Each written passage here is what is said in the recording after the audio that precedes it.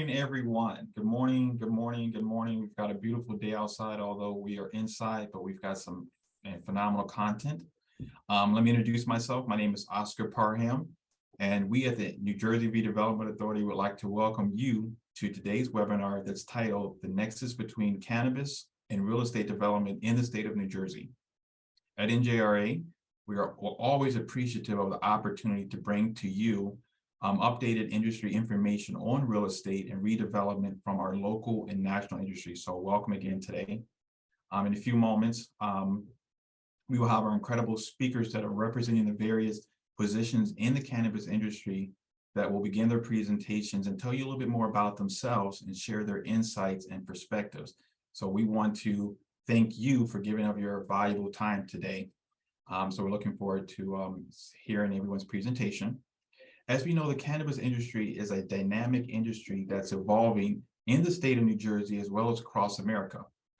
The challenges and opportunities defined depending on where you're really involved in the industry. So for example, if you're a seasoned and well-financed grower versus an entrepreneur that's looking to establish a business as a grower. Our discussion today will cover zoning, the role municipalities can play in the cannabis industry, as well as the challenges and risks of developing and financing cannabis sites, just to name a few. So there will be time for Q&A because we definitely know that there's a ton of questions out there, and we're looking forward to our industry experts today weigh in and give you their perspectives on some of your questions. So at this time, I would like to introduce to you Mr. William J. Caruso, Esquire from Archer and Grainer, who will tell you more about himself and give us an overview of the New Jersey cannabis market. So, William, thank you so much and welcome. Oscar, it's my pleasure. And please, Bill, my mom and dad call me William when I'm in trouble. I'm a 48-year-old man. Hopefully I don't get that in. Okay, Bill. I've had the pleasure of working in this for most of my adult career. I'm the former chief of staff to the United States Congressman. I've served two different speakers in the New Jersey General Assembly during my time working in government, including our esteemed Lieutenant Governor Sheila Oliver. I had the pleasure of working for her and had the pleasure of tracking this. I started in 1997 as a lowly staffer behind the congressman when California started dabbling in this medical experiment. It was a different time. And I worked on the state's first medical law. Again, different time that Governor Christie actually chose not to implement, and then some wrestling that went on with the legislature. So we've been on this journey for a very long time. And I'm pleased to tell you that when I left government, I helped to form New Jersey United for Marijuana Reform, was one of the founding members of that organization, one of the premier focal points of trying to get the decriminalization legalization effort done.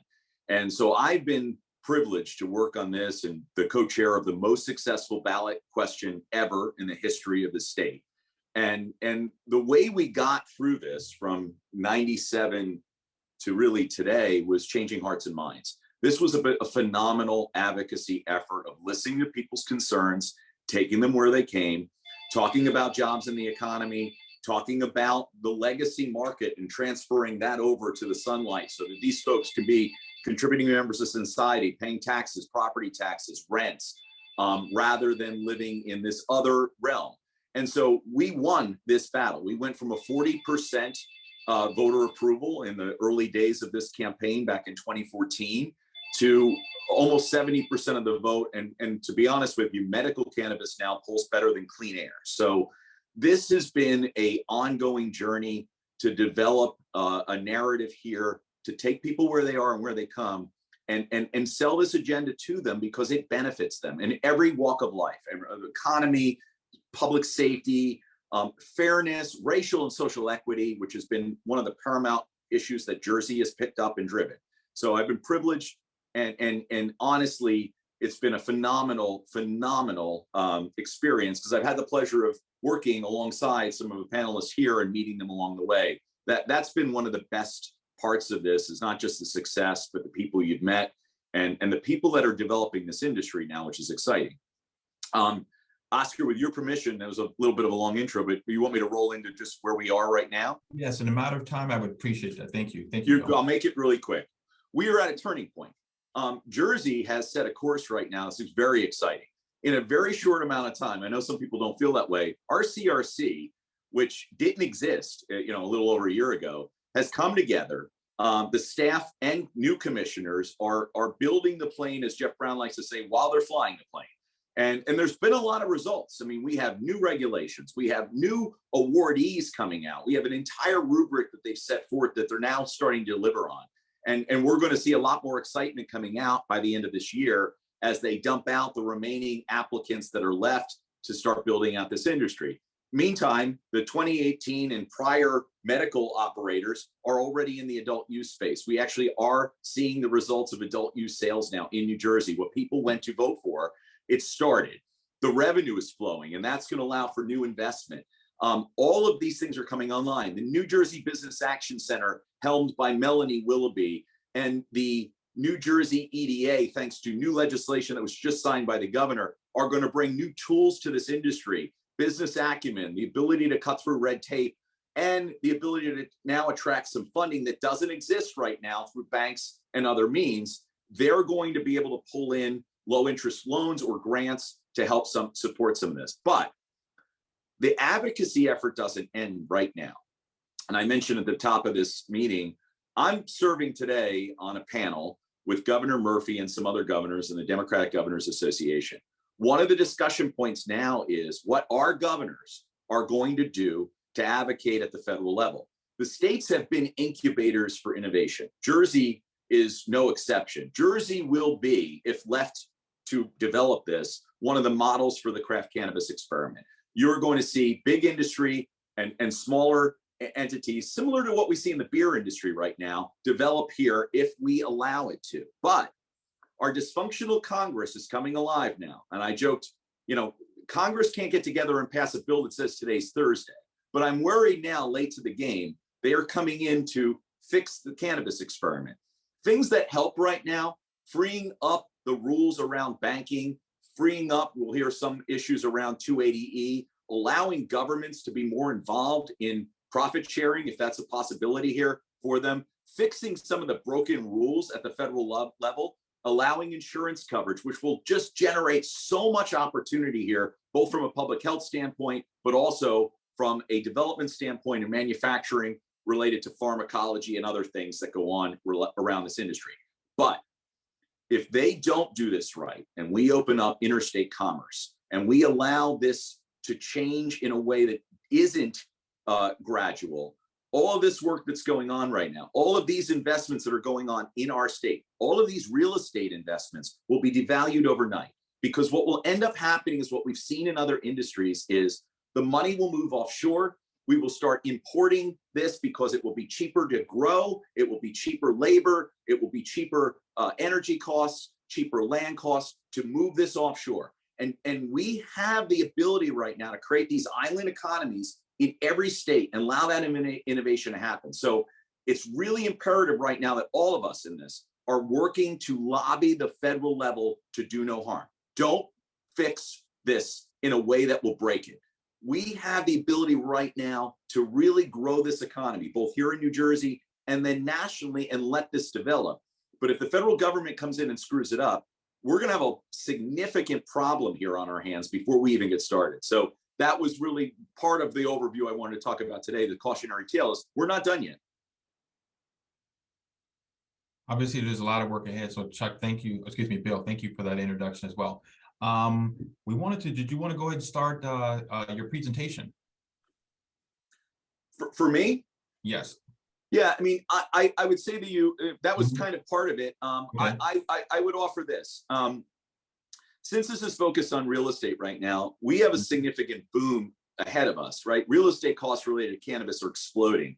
The availability of real estate is very difficult. But one thing I'm starting to see is change, and I don't want to jump too much into this because Chuck is truly an expert at the municipal level on these things, and he's going to dive more into this. But in the hearts and minds political side of this is we're seeing municipal viewpoints change. Some of this is post-COVID, where you're seeing the decimation of local retail in main streets and other areas. And that has triggered a lot of municipalities to start looking again at what cannabis retail means for that vacant shopping center or that downtown area that needs to have some foot traffic in. So that where we saw literally a year and a half ago, 2 years ago, where many towns were opting out, had no interest in being in this. They're coming in. They're interested in the revenue. They're interested in the retail traffic. We're also seeing a lot more interest and what I'll call understanding of what we're seeing on the manufacturing side. We don't really have robust manufacturing in our state yet, but it's coming. And what you're going to see here is everything from a small bake shop or a candy store to large manufacturing operations that look a lot like whether it's a pharmaceutical company or a food processing company. That's sort of the bones of this. Those are coming. So there's a lot of warehouse space that's going to be needed for this, and people are looking. And as these conditional applicants are coming out now with their awards, they didn't have the prerequisite of having to have site control and local approval. Now they're in the hunt. So there's a whole new crop and wave of people coming in that are awarded now, that are looking for homes and looking for municipal partners that want to jump in. One challenge municipalities and county governments are seeing right now is they want in on the deal. We have seen, and I've worked on some of these, where local governments have become sponsors or landlords or real estate sellers if they own real estate. We're starting to see innovation now where they want to take a partnership role, which becomes a little bit more complicated. Government taking a partnership role in a cannabis operation, given the federal situation, is a very challenging prospect right now, but nevertheless, it's happening. And so I'm excited about what's coming. I'm excited to see, as we've talked about this for a very long time, what's coming out of the pipeline, what the CRC's progress has been. There are going to be continued challenges. There are going to be some that are going to fail. But by and large, I think what we've advertised here is starting to happen.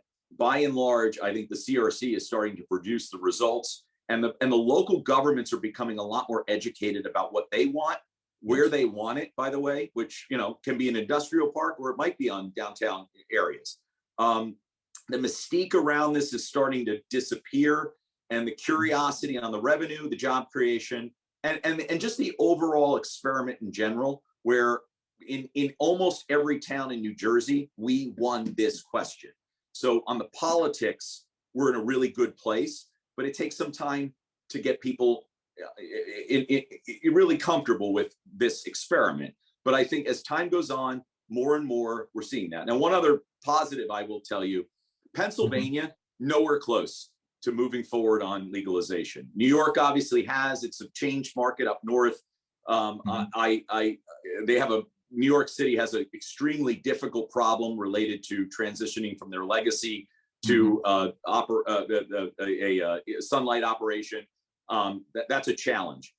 On our West Coast, on our Southern coast right now, not a challenge. If you look at any of the parking lots of the current operators right now that are selling adult use, the Pennsylvania plates sometimes outnumber the New Jersey plates. That is a phenomenal opportunity for us, because we are attracting in out-of-state residents. We are attracting in transient residents that are coming through, or transient folks that are coming through New Jersey and maybe picking up cannabis as they travel up to other jurisdictions or down to other jurisdictions. It's a neat experiment where we've been, in the sense that Jersey's on the map on this I-95 corridor now as one of the stalwarts and one of the first in this area.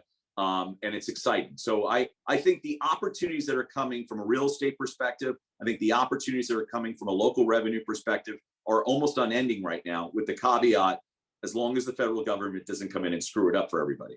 Wonderful, wonderful. Bill, thank you for that. I appreciate the introduction and giving us an overview. And you literally took the words out of my mouth, and I'm sure there's going to be a ton of questions as we kind of progress about, you know, what are the other states are doing? What are the shared best practices that are out there? Who's behind, you know, who should we look to?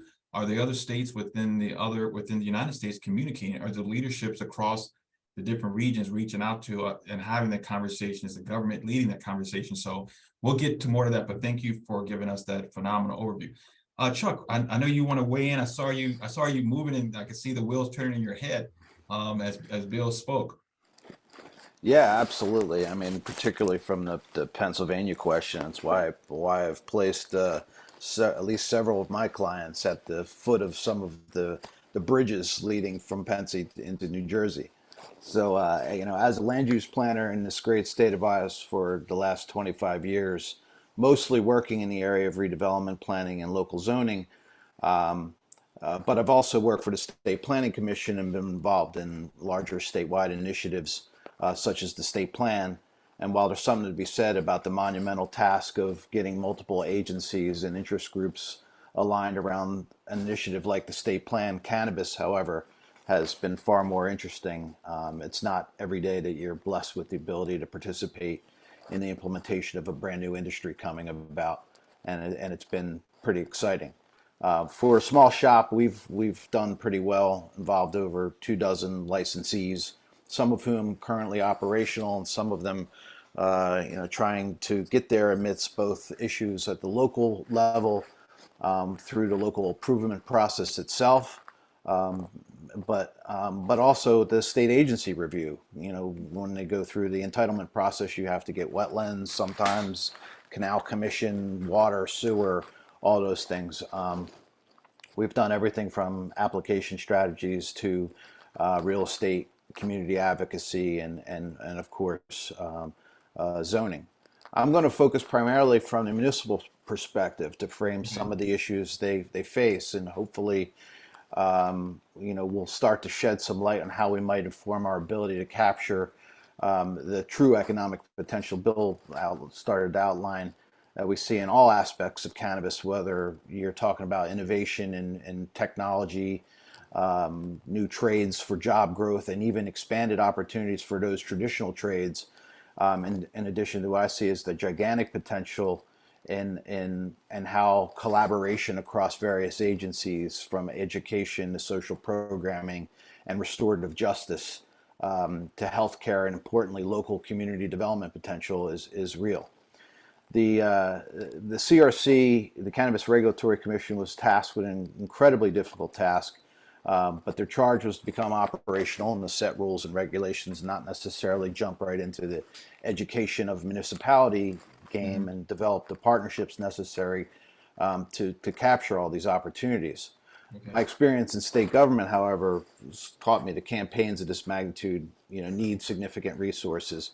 And thankfully, as we move at this breakneck speed that we're on, and as Bill stated, the state has begun to bring some resources to the game, and really not a moment too soon, as we've seen these conditional licenses and the social justice initiative struggle a little bit for some reasons, but primarily because of the technical and financial resources necessary to ensure success are not in place yet. I'm hopeful we'll see some of the details in this regard soon. I know we have some of the state's best minds working on it, and I have great hope that we'll be able to get there.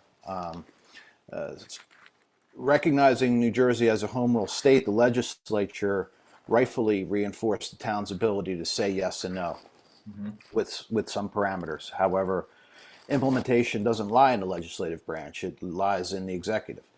So, absent guidance and setting the advocates' desires to move faster, there are professionals out there like myself, my colleagues out here, who, amidst the political footballs of whether they're going to opt in or opt out by legislative mandated dates, NIMBYism in general, because even though we had a mandate through the voting and acceptance of cannabis, it's still not in my backyard, because once you put an application in place, you start seeing all kinds of people coming out and throwing eggs at you. And towns are still trying to figure out how to do it and do it well, whether you're talking about zoning or local licensing or developing sensible local protocols to support applicants, while also being asked to address some of the social dilemmas of legacy marketeers and ensuring our historically underserved and disenfranchised are included is a monumental task. So yes, municipalities are somewhat frustrating this process for operators, but most municipal folks are still in a learning curve. And while some of them are second guessing their policies to opt in, all of them are still trying to figure out what's real versus what's propaganda as they do. Whether you're talking about odor, security, utility needs of it, the boogeyman, all those are real. Many of these conversations I have with local officials still are mostly in the Cannabis 101 stage. Okay. And here we are nearly 5 years into the program's expansion. So we have roughly 70% of the towns out. We need resource and guidance to, continue that conversation. And thank you to the NJRA for taking up this program. These are important discussions for sure. But if that's not enough of a challenge for the operators, we'll hear from the others about the statewide 3% vacancy rate in the industrial market, where cultivation and manufacturing are largely zoned within.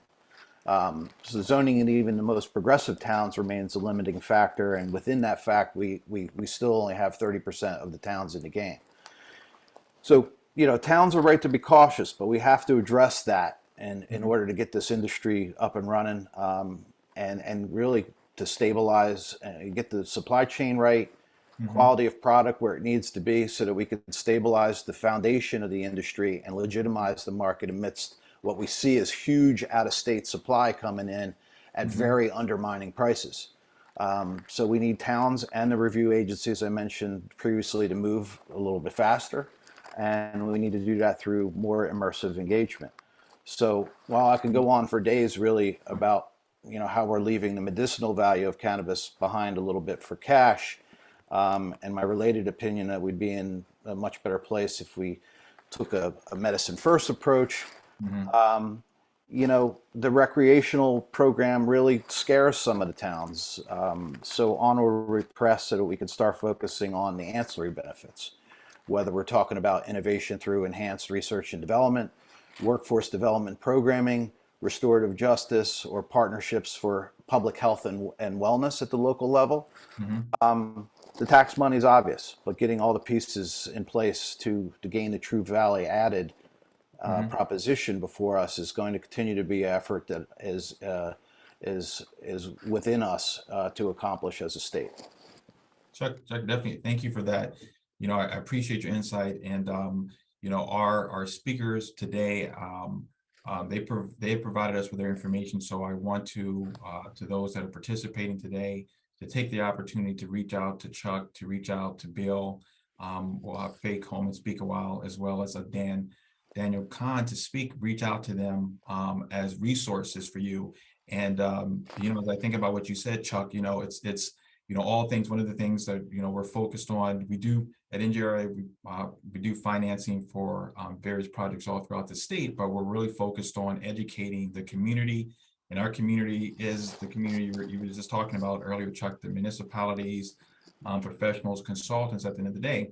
And we found out that sometimes people just don't know. And having that tough conversation, as you mentioned, with municipal officials, we can start to really talk about what's really fact and what's really fiction at the end of the day, which is really important, as our leaders move forward and start making decisions that have long-term broad impact on the community they serve. So thank you for that. At this time, I would like to have Faye Coleman, an operator, share her perspective and give us some insight as well, as she sees the cannabis industry shape out.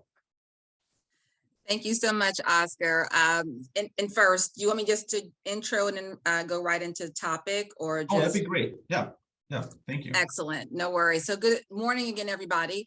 I want to thank you, Oscar, as well as Craig and the NJRA for the opportunity to share my experiences today. I'm sure they'll be somewhat different from what you've heard a little earlier, as my pursuit or my quest in this space is somewhat different. But again, my name is Faye Coleman. I'm the co-founder and CEO of Pure Genesis. Before transitioning into cannabis, I spent about 20 plus years in engineering and operations for companies such as Campbell's Soup, Target, and CVS. My reasons from going from corporate to cannabis, I would say, were not purely motivated by business, as I am a cancer survivor. I was also very interested in cannabis as an alternative medicine. So a little bit about Pure Genesis, or PG. We are a minority women business enterprise with more than 250 years of experience in corporate and cannabis. We have 6 business streams where we are pursuing a cannabis license this year in New Jersey. We are multi-state hemp operators. We're also looking at industrial hemp initiatives that will contribute to sustainability. We are international hemp business owners. We are developing cannabis education curriculum to cultivate the next generation of minority leaders through HBCUs and local colleges with support from the White House. And this year, we're also launching a line of CBD beverages called Genesis. Our strategy is simple. We are looking to cultivate, process, and dispense cannabis in all forms. Our focus is first on the community, and we look to partner by offering employment through reentry programs, providing transferable and leadership skills training, more than a living wage, and profit sharing in the communities where we reside. In terms of expertise, I would say pursuing a license has given me a firsthand education on what it takes to begin the process of successfully moving forward in this industry as an operator. And that would be, in my opinion, municipality support, a great location, and capital. Simple, right? Maybe not easy to achieve, but very simple in terms of understanding.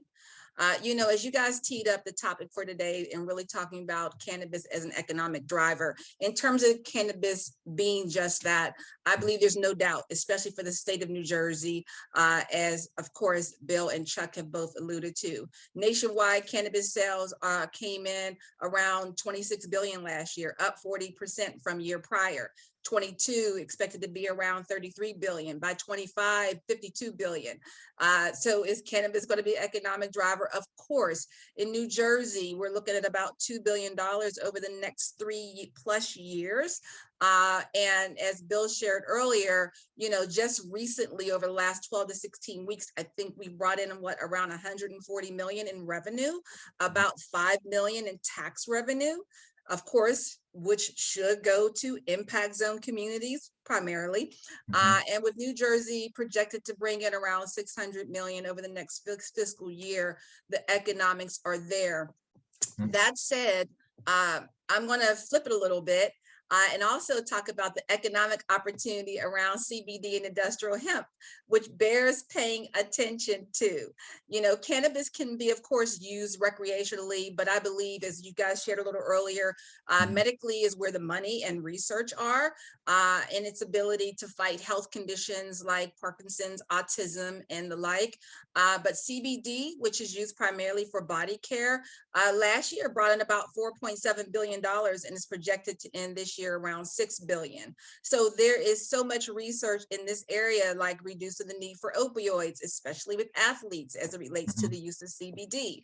Now, I believe, in my opinion, the sleeping giant is industrial hemp, which has 50,000 uses.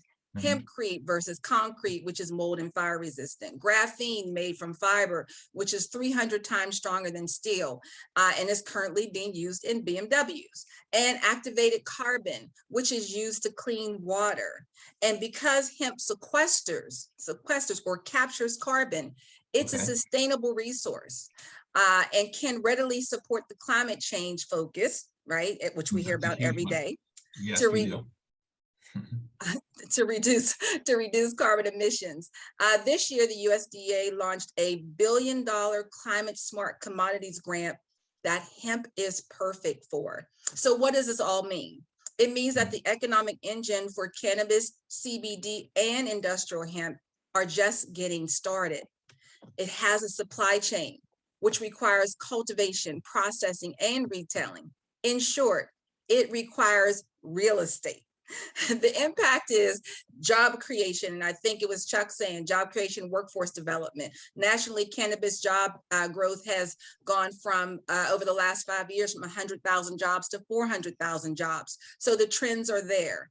There can be a lift in the economic income level of undersourced communities, improved health of local citizens by providing quality, efficacious products. A community that is educated on the facts, history, and value of cannabis can be more inclusive of cannabis businesses entering into their communities. The impact can be a tax base for impact zones that can contribute to a variety of initiatives to elevate the health, the wealth, and education of the community. The challenges that I see, the capital requirements are intensive to enter into this business. There are significant requirements to submit your application. Do you fully understand not just the state, but what is required at the local level? Resolutions, letters of support, use variances, real estate secured. There is timing to receive an answer on the application and the costs associated with the wait regarding real estate.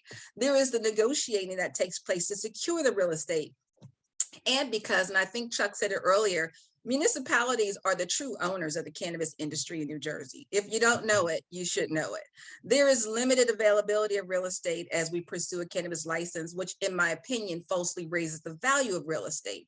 There is redlining of communities charging exorbitant local application fees. The local municipalities process of determining who has an opportunity to come into those communities sometimes is too subjective, and multi-state operators are making promises that they're not keeping, and there's no accountability for it. Outside of that, there's also the misperception that minority business leaders are perceived at not being capable of successfully operating a business, which makes securing capital extremely challenging, excuse me. So if you support social equity, as I do, how will that be realized in your community? Equity can allow for agency. Equity can be realized through environmental, human, and economic health.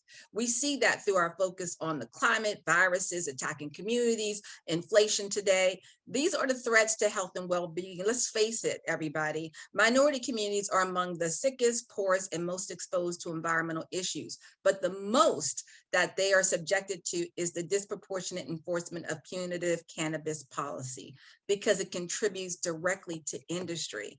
But if we can achieve equity through cannabis, we can improve the climate, our health, and generational wealth.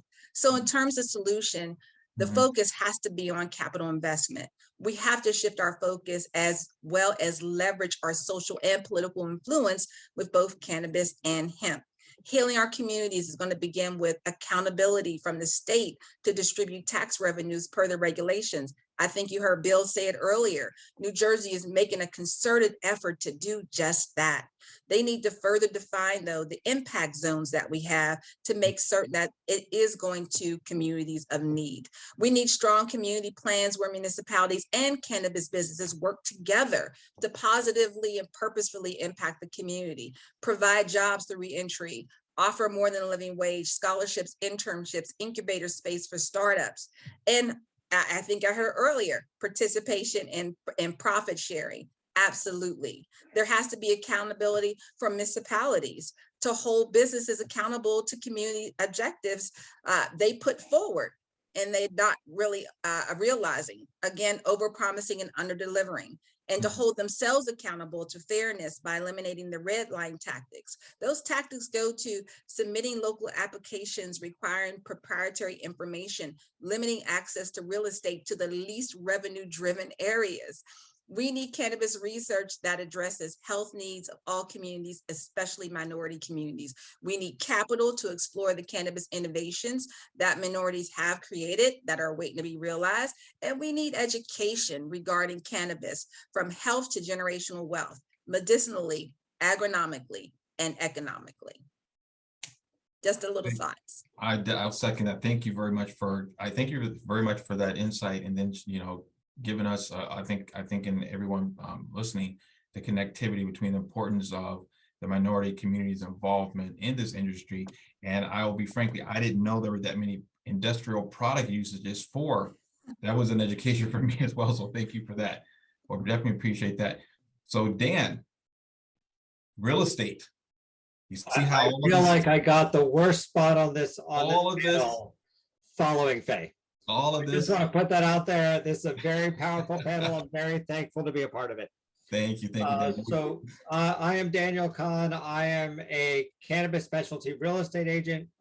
We are very active in New Jersey and starting to get active in New York City. But I will stick to my New Jersey story today. We are longtime professionals, 20 years in the commercial real estate industry and about a year and a half in the cannabis industry, which I will say has been a tremendous education for me, dealing both with the municipalities and trying to understand the rules. And to speak a little more about what you guys have been mentioning is that the disparity of rules within the ordinances from township to township creates a very difficult barrier for the average person to be able to just figure out where places could land before we even get to the conversation about how many permits within those townships were given away before any licenses were given away by the state. So we are speaking already about how 30% of the municipalities have opted in, but keep in mind that not all of those municipalities have opted in for both retail and cultivation. So when we say there are 30% opted in, we're probably saying 15% have opted in for cultivation and 15% have opted in for retail. And there's some crossover, but for the, a lot of municipalities are only allowing one or the other. Either, we've decided that we only want cultivation because we don't want, our retailers being inundated with all of the scary ideas that may be in people's minds of people loitering outside. And I spend a lot of my time educating municipalities, and more importantly, on my side, educating brokers. Because while, we have this whole municipality conversation that everyone's focused on, there is just as much fear and apprehension in the individual owner and individual broker who then has to pitch to their owner conversation. So I think that if you want to find a real estate agent, if you're a company or that understands cannabis well enough to speak to an owner and give them a little bit of a warm fuzzy, on our side, we try to just make a pitch not only for this customer specifically as a good match for your space, but here's a little bit about how cannabis retail looks once it's up, and the fact that there is heavy security, and that some examples of where people have come into these spaces before and it's gone well, and there hasn't been security issues and there hasn't been some of these concerns. So I think it's really, you need to make sure you're approaching all of these spaces on a two-front conversation. We're a great company. We have good business terms, but on a more general level, this is how cannabis works on a specific case-by-case basis.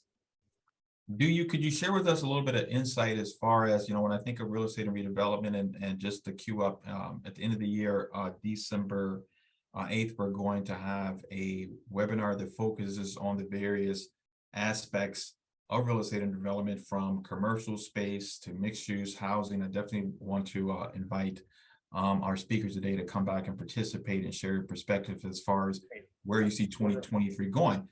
But Dan, when I think of real estate, am I thinking of land? Am I thinking of the conversion of buildings? Am I thinking about doing vertical cultivation? What are you seeing as far as? These are all yes. Okay.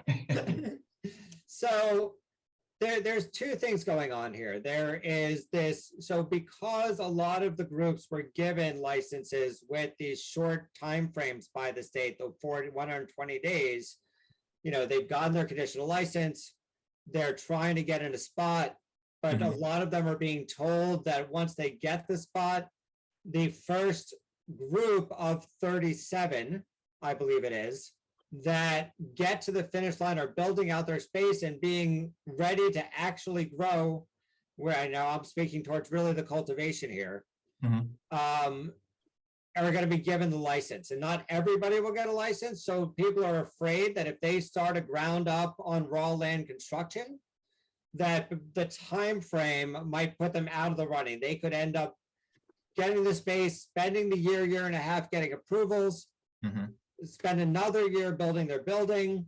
Now they're behind the 8 ball to get to the finish line in time to make their conversion a reality. And that's the fear I'm hearing from a lot of my groups. So they're very focused on conversions, finding an existing building that they can convert. And Chuck made a very good point that, only 3% vacancy. So we're seeing that, especially people that, most growers have never done commercial real estate. So they're walking into this market where somewhere like Michigan or somewhere like Ohio, a lot of these people are starting to do business in other states where the average lease price is say $6 to $8 a foot for industrial space. In New Jersey, it's $11 to $17 a square foot for retail space. The average sale price in other states is, running $100 to $120 a square foot to buy. Here, we're looking at $180 to $220 per square foot to buy. So, I am running into a very sticker shock conversation with my purchasers and my lessees, on top of the $200 a square foot to build out the space for a cultivator, probably closer to $100 a foot for a retail. And then when we talk about the funding available, I think that's a big part of the conversation here. I think that there's a lot of funding available for someone who finds a purchase opportunity for retail, because that's a relatively small investment for a private investor. So there seems to be a significant amount of companies that are jumping in to say, we'll happily finance this retail location because they feel like that's a very quick turnaround. But I'm finding it very difficult to connect funding for cultivation. So the small grower that got even a micro license at 2,500 feet is having a very difficult time finding funding. And I think that has a lot to do with what we were talking about, the 280E conversation, where traditional banks, there are only, I know of one or two traditional banks that are taking any part in the cannabis space in New Jersey. And those are, very, local to New Jersey banks that don't have to, run into the doing business in states that are not legal yet, which creates a tremendous amount of really just regulatory hurdles, is more the conversation from my understanding than legality or illegality of doing so. Wonderful. Thank you very much. We are at about 10:45, and we would definitely like to go ahead and jump into some questions from our attendees today, as well as some questions that we would like everyone to weigh in. I'm just going to go through a couple of the questions that I see already that are up. No particular order. One of the questions, do you think when or if the federal government legalizes cannabis, will it hurt or help spur additional economic growth in the industry in New Jersey? I'll start because I kind of jumped into that at the beginning. It really depends. So if the federal government allows Medicaid, Medicare, VA, and private insurance to jump into this game, my employer, Archer, would jump at the chance, right? If I go out on workers' comp, or if I have a health issue, I don't earn money for the company, okay? So the ability for me to get back to work quicker without an opioid addiction, by the way, then that has to get treated on the back end. And I just dealt with this. I joked, I'm a 48-year-old man. I paddle thousands of miles around New Jersey on a regular basis. I went to a back doctor recently. The first question he asked me, what are you taking for pain? Wanted to write me a script for an opioid. I don't need that.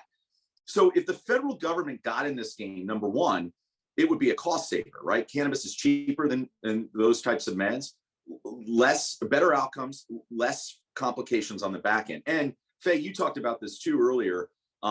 This is a treatment for opioid addiction too. So that's a whole nother game changer. These states are grappling with the consequence of opioid addiction. So all those things are game changer. But then think about what happens when we build a demand on the medical side, right? You're going to see, and Chuck was talking about this and Daniel was talking about this, the infrastructure to develop pharmaceutical manufacturing, which is already here in New Jersey, right? We're the garden state and we're the pharma state. So you can reinvigorate that manufacturing economy here. And it's not gummies and edibles and rolled joints. Now we're talking about meter dose inhalers, transdermal patches, bombs and rubs and creams and lozenges and things that, by the way, my 70-something-year-old parents would be more inclined to take if a doctor prescribed it, rather than them walking in to talk to some bud tender and say, here's an edible, try this.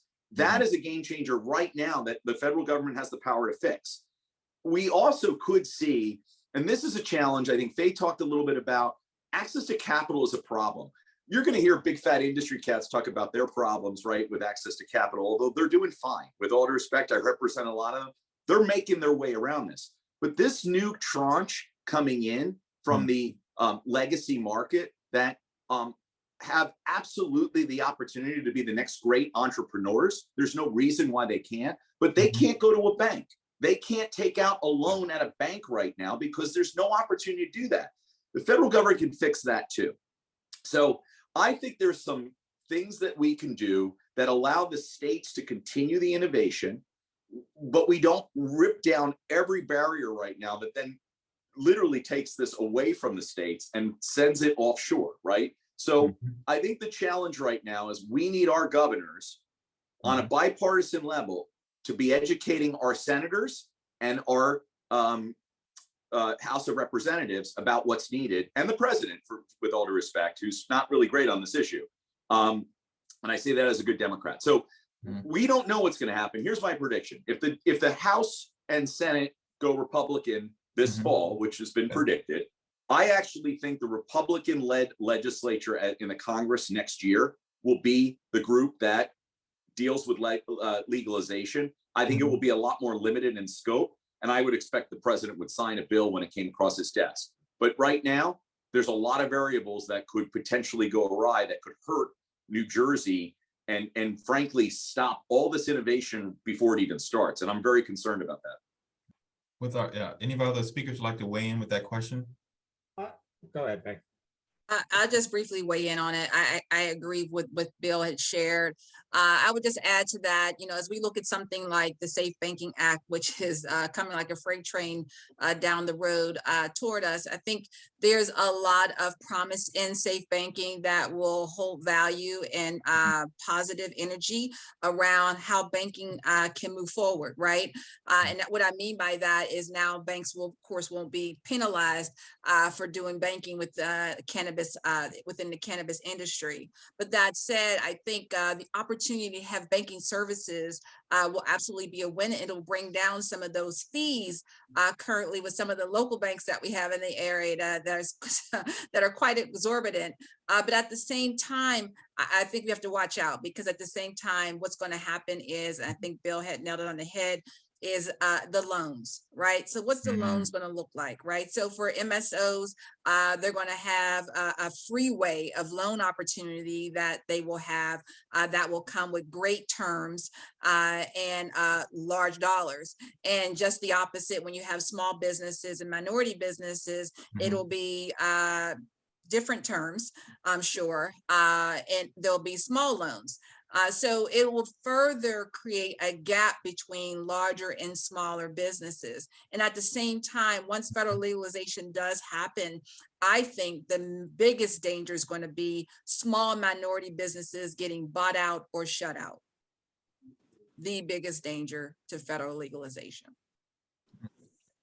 So I would add that I agree that the biggest fear here of federal legality is all of these social equity programs that states have worked so hard to create are really, thrown under the bus, and they just disappear overnight, essentially, because all the cultivation can go to another state. What I personally expect to happen, and I think the middle ground that no one's really mentioned yet, is that we could federally decriminalize, allow the banking, allow these things to happen, but still keep the state by state rules, which I think would be the best of both opportunities.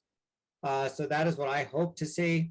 The only one thing that has been brought to my attention that I hadn't considered on this front was that if legalization does happen, it does allow for overseas sales.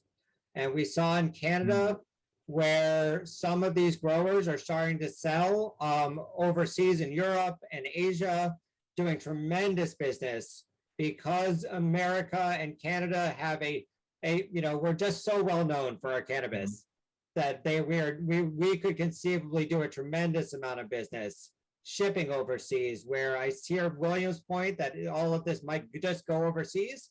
I think that there might be a play for us to take advantage of overseas sales as a revenue driver.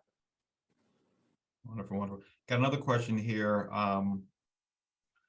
Why do you think the municipalities have been so slow to opt in to giving the referendum? And I know we spoke a little bit about that, but is it just education? Is it just, once again, lack of, there's more fiction out there than actually fact out there? are some of our leaders in a wait and see position to see what comes, where would we be from a legal standpoint, potentially on a federal level, 6 months from now? Why do you think the municipalities have just really been kind of slow to adapt? I mean, I'll jump in and start. I think largely it's the fear of the unknown, and a little bit of wait and see how it's going to lay out, be implemented in the long run. I think that even though I have towns where I've brought my clients in where the voter count was 80% and they're still out, and trying to figure out maybe how to get in. But municipalities are very fickle folks. In a home rule state where they drive all decisions on land use and development, pretty much, save for some of the overarching regulations on environment and the like. While they don't like to be told what to do, they also want to be told how to do it and what the state, and they want guidance at the same time. So it's this constant push and pull between, oh, the state's telling you I got to do this, but I don't want to do it. But how do I do it? Please, state, tell me how to do it. So I mean, we have to do better at doing at reaching down into that level. I mean, the League of Municipalities has done some education with their constituents, but far more on the opt-out side, I think. And we really need to get into the big questions about where the boogeyman is and where he's not, and how to address their concerns in real ways, statewide, not just from here's our state, but they want to know how it impacts us directly. So similar to what we did with the state plan and what we called cross acceptance, I think we need to go, region to region or county to county and kind of sit down with them and really kind of hammer this stuff out and have real conversations. I think it's changing in a positive way, though, and I offer this to you. Time is fixing some of this. The devil's lettuce is spreading around communities, and the sky isn't falling. But in municipalities' defense, and Chuck, you've probably seen this too, because I've had some interesting conversations with municipal solicitors. The CRC has created this very, very interesting opt-in procedure now that a town governing body, the elected officials, have to support a resolution with the name of the company, the location that they're at, for a still federally illegal activity, to pass a resolution to qualify those entities for being located in their town. And I think as municipalities are getting comfortable with this experiment, this was a new world for them, really, to jump in here and actually pass an official resolution endorsing a private business with a federally illegal activity was, for some of them, too far. And I know a lot of municipal solicitors that were angry over this, and there was some effort going on at the league to oppose this, but that was the CRC's attempt. And I think, Chuck, you hinted at this, the legislature wisely, when they were passing this bill, didn't touch home rule, right? Said, you know what, if you want it, you can have it. And if you don't, we're not going to force you to take it.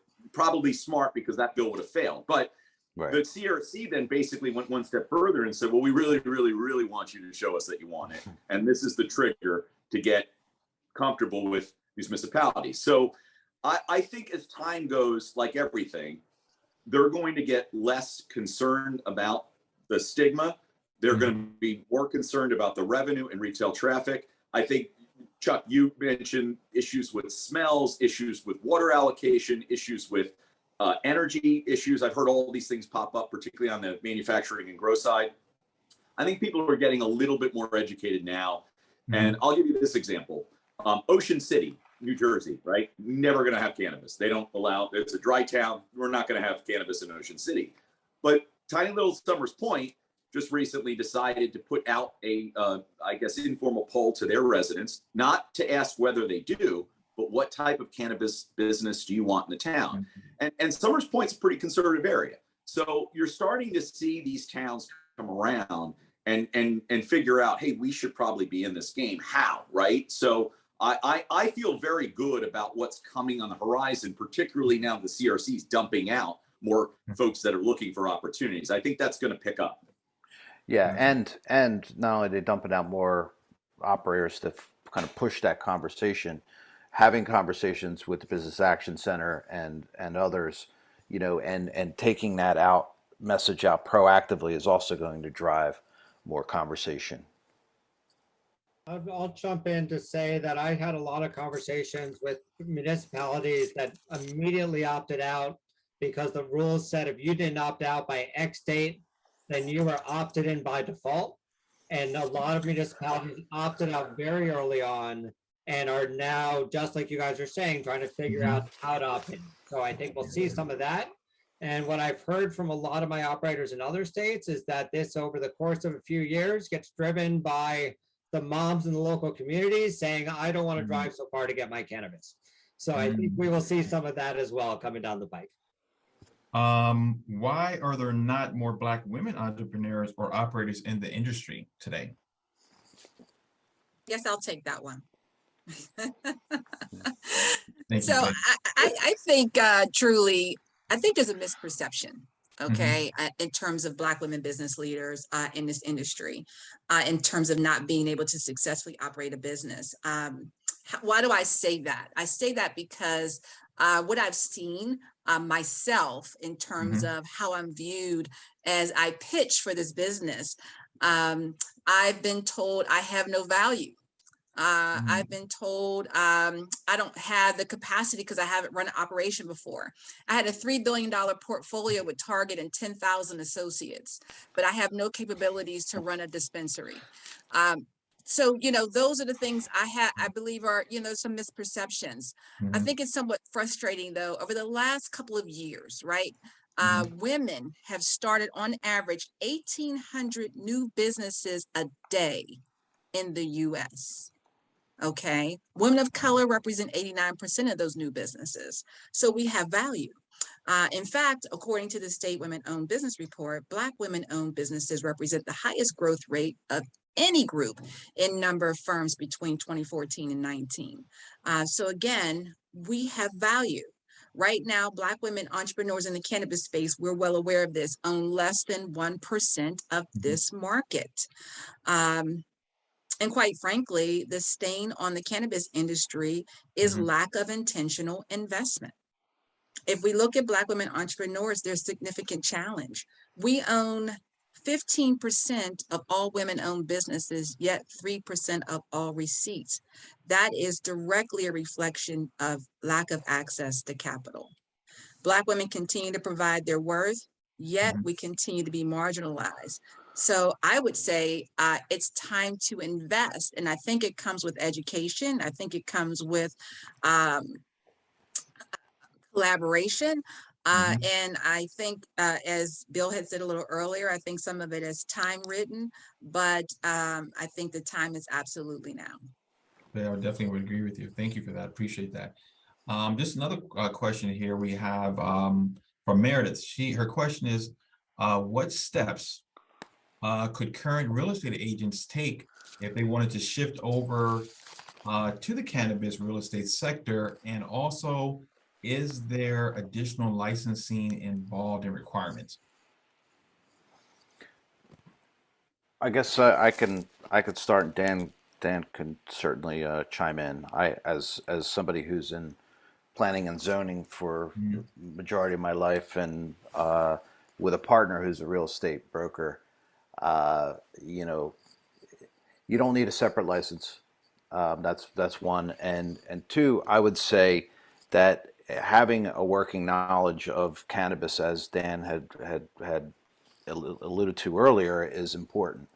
On top of having some additional knowledge in just basic zoning and local entitlement process, because I think largely what I found in 2018 with nearly 36 operators coming into one of my towns trying to get that letter of support was that folks were, you know, picking real estate because they saw, oh, it's in a commercial zone.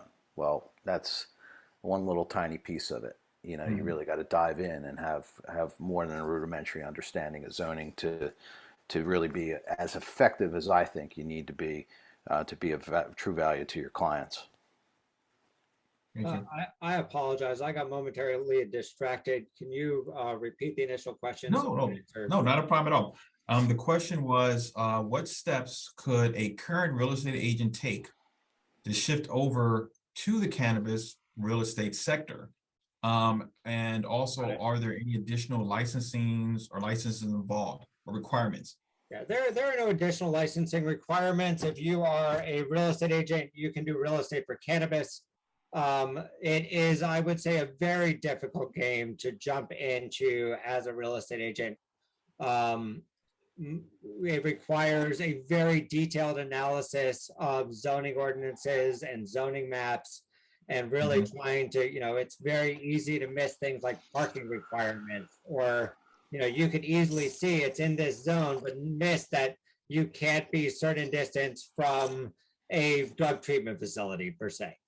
And so the bigger issue, I think, for a lot of real estate agents that want to get in this game is that, it's a very hit or miss on whether you will ultimately get paid if you find someone a spot.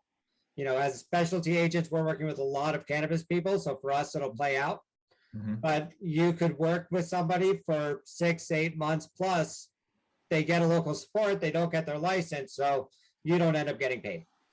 So you just have to be prepared to, not only be prepared for significantly more work on every single space you ever work with, but to understand that because of the contingency periods and the time to take licensing, you really have to be prepared for the long haul in this cannabis space.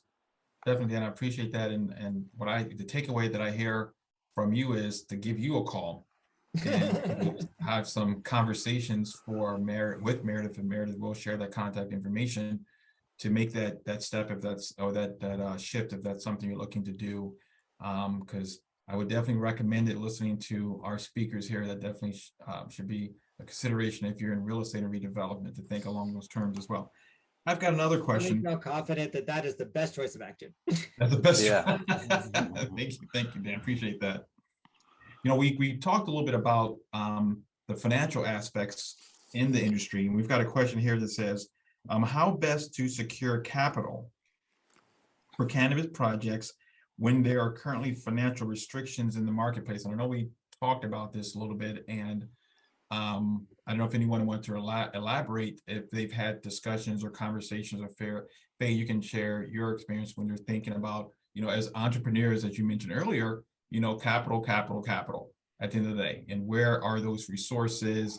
A lot of the conversations you'll hear people talk about when they start a small business, look toward your savings, leverage family, friends, pension, going to banks. Could you elaborate a little bit about what are the conversations going around in regards to finance, and either being a seasoned operator in the space, or someone who's looking to start a business at the end of the day, and they want to go to their local bank and say, I've got a business plan, and let me tell you what I'm looking for you to give me a loan in, potentially. Well, I think it's a certainly dicey deal today, and I can't wait to hear from others on this call in terms of how to secure capital, because I'm still looking to secure capital. We have we've raised a few $1 million, but we've done it privately, and it's been a challenge to do so. It's interesting in this market for all the obvious reasons of it, not being federally legal and all the constraints that come around raising capital at this particular time. But it is a dogged process that you really just have to explore all opportunities. What I will tell you, though, is to be careful. I'm all in. I've been full time within this for the last several years, but I still believe that you have to make certain that there are some things that are not touchable. And by that, I mean, you have to still make certain that you secure and keep your home. You still have to make certain that, there are things that you don't touch, so you don't find yourself utterly financially destroyed as you actually pursue this industry, because there have been some who have. They bet the entire farm and they lost it. Some of that came through the 2 years when they were actually waiting to secure their license, right? And they held their real estate while others let their real estate go. There's a lot of web here that gets woven in terms of the capacity to raise capital and what you have to do, but you do have to set yourself up right first to be able to pitch appropriately, have a strong business plan, have counsel and a CPA and the right team, and stand yourself up as a viable business entity. You just can't go in and say, I want to start a business. And there have been those who have done that as well. But those who are serious about it, they understand what it actually takes, but it is going to be a dogged process until you can figure it out, because banks are not going to touch you at this particular time. And one cautionary tale I want to dovetail off of Faye's comment about, be aware. I've seen some really bad actors in this place, and I've seen them partner up with a New Jersey resident, social equity candidate, and bring the capital, right? Which is phenomenal, right? You're looking at this great and good. We've got an investor group. Now this Arizona-based investor group, right, is starting to dictate crazy stuff based on Arizona's laws, by the way, not even New Jersey's. Right. And I've seen things where they've come back to us and said, wait, we thought we could apply as a conditional applicant. Now we can't because this investor group's telling us. Well, that takes significant opportunity away from you. So if you're the business owner, you're the entrepreneur, be the business owner and the entrepreneur. Educate yourself with the proper professionals and stick to your guns, because I will say this to you, don't let the money drive the decisions, because that will become a failure long term. These folks don't necessarily understand all the intricate rules that Jersey has, right? They did this in Chicago, or they did this in Arizona, or they did this in Nevada. But Jersey's really different and special. And moreover, the CRC is looking for the leadership of that minority woman candidate that's come in, right? There's a benefit you get it by being conditional. And there's ways to structure this to invite the investor money into the deal without taking control ultimately of what you are going to control as your business. So I do agree 100% with Faye that it's very difficult to get out there, but if you do attract investors into this, don't let them decide the role that you're going to be playing going forward. You're the business owner. Bill, let me just add to that. And I so appreciate you saying just that, because when we initially got into this business, we did learn a lesson from a bad actor. And actually, we gave back a $10 million check. Wow. Because our integrity was not for sale. Our business was not for sale.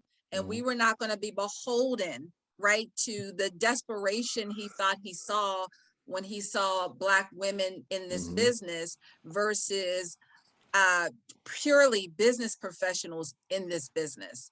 So you're absolutely right. Those bad actors do exist. They are trolling, and you have to be aware and protect yourself. And I think one of your questions was, Oscar, when is it right to get legal counsel as you get started in this business?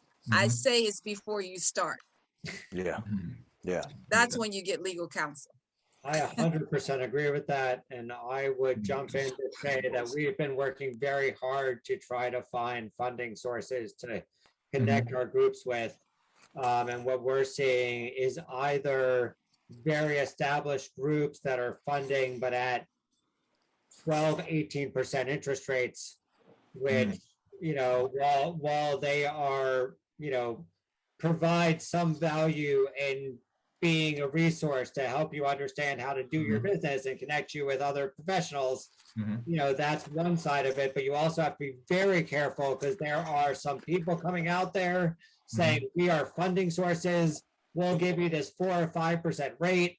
It sounds amazing. And then lo and behold, you have to put up $100,000 to get your funding, then the funding never comes. So I would reiterate, make sure you have an accountant and a lawyer that is vetting whoever it is that is saying that they're going to give you money. And herein is the rub, right?